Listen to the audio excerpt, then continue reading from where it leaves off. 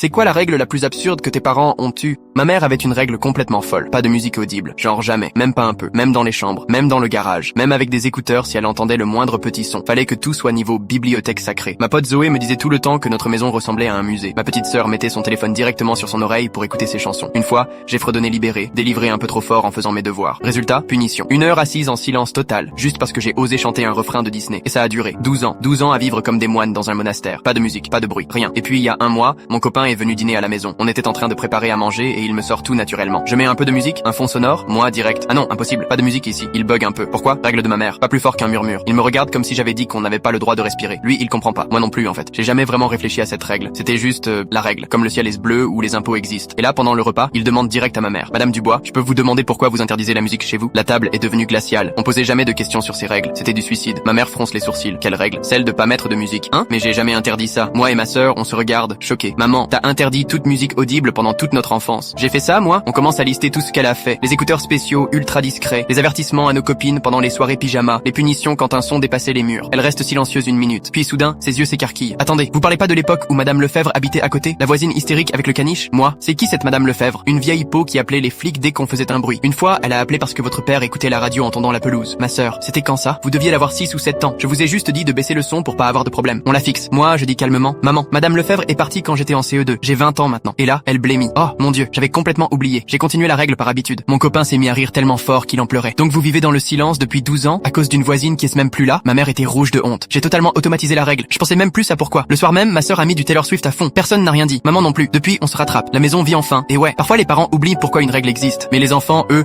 n'oublient